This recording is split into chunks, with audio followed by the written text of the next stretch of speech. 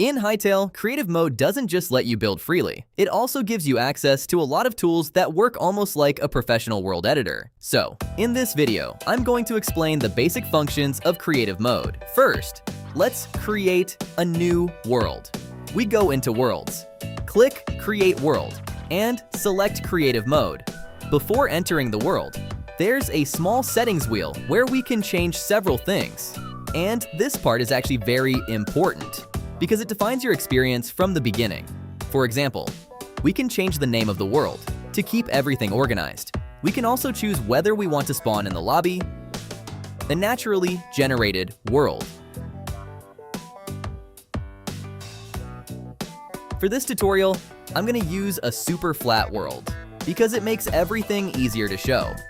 But before using some tools, we need to enable operator permissions. To do that, open the chat with Enter and type the command /op_self. After doing this, you'll have full access to all creative tools. The first thing we're going to do, open the inventory using the Tab key. Here, you'll see a lot of tabs, options, and settings. At first, it might feel a bit overwhelming, but it's actually pretty simple once you understand it. Let's go over the main sections. First, we have the block section, where all the building blocks are. This is where you'll spend most of your time. Next, we have the furniture and utility section, where you'll find things like beds, signs, decorations, and other objects. This is what gives life to your builds. Then, we have the weapons section, where all the available weapons are listed, and there are even some unexpected items in here, which makes creative mode a bit more fun. If you want to remove items from your inventory, you can simply drag them out or move them to another section. It's very simple, but really useful when you want a clean workspace. If you want to copy a block quickly, just click the middle mouse button on it. It will instantly select that block, and you can start placing it right away. This works with any block in the world, and it's one of those small things. On the right side of the menu, we have several movement settings. The first one is No Clip. When you turn it on, you can go through everything, blocks, structures, and entities. This is really useful for moving inside builds or checking details. Then we have the flight modes. The normal mode lets you move using WASD, regardless of where your camera is pointing. But if you switch to directional mode, you will move in the direction your camera is facing. So if you look up, you will go up. If you look down, you will go down. We also have flight inertia. If it's set to 0, your character stops immediately when you release a key. But if you increase it, your character keeps moving a bit, like it has momentum. Another important setting is movement speed. You can move very slowly. I recommend a speed between 0.5 and 1 because it gives you better control. There's another very useful option that lets you place blocks directly in the air. If you enable it, you can place blocks anywhere without needing support underneath.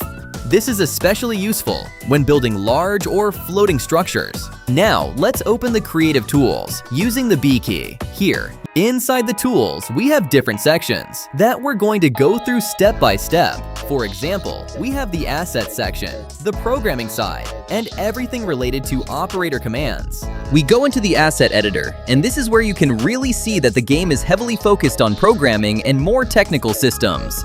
We have node-based editing, which is a simpler way of programming. Here, you can create logic using nodes in a very fast and visual way. We also have the option to modify 3D models. For this, you need to have Blockbench installed. Now let's move on to the world section, where we have a lot of different options. But before we start, to get access to all these features, we need to use the prefab editor. Inside this section, we can modify a huge amount of things. There are a lot of options here, and honestly, it's pretty powerful. One of the things that caught my attention the most is that we can actually change things like the color of the grass, for example. Now we have the prefab list.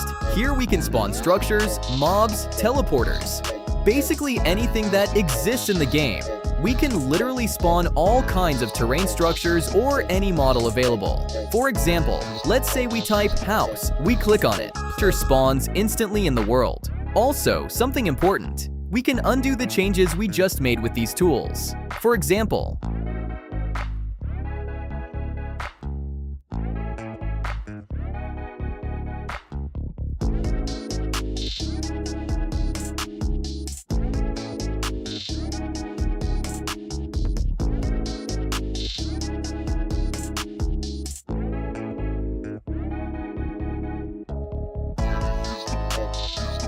Next option, spawning entities. Here you can literally spawn any type of mob that exists in the game. Basically anything you want, you can spawn it. You can also choose the rotation you want it to appear in and how many you want to generate.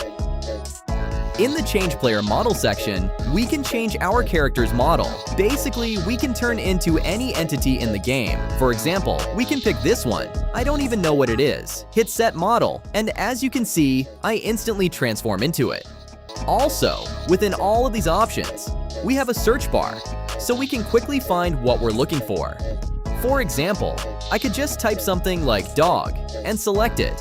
And another really interesting thing, honestly, this game gives you a lot of possibilities, is that we can also choose how big or how small we want our character to be.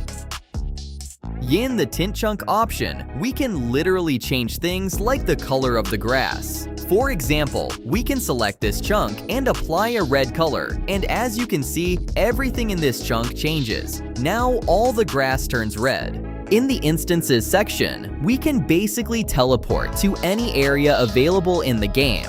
We have different zones like Zone 1, 2, 3, and more. In the Import Object section, we can use external tools and bring files into the game, as long as they have the correct format. For example, we can import 3D models directly into Hytale, and just like that, we can also import images and place them inside the game world. Honestly, that's really impressive. In the next section, we're back to where we started. This is where we have all the blocks, along with all the advanced tools available. The next section is Machinima, where we can literally open a video editor inside the game. From here, we can create scenes, make cinematics, even full videos, all directly within Hytale.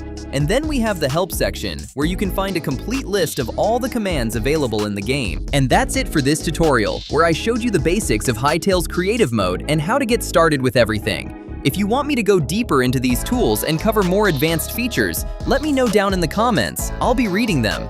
If this video helped you, don't forget to leave a like, subscribe, and turn on notifications so you don't miss future tutorials. Thanks for watching, and I'll see you in the next video.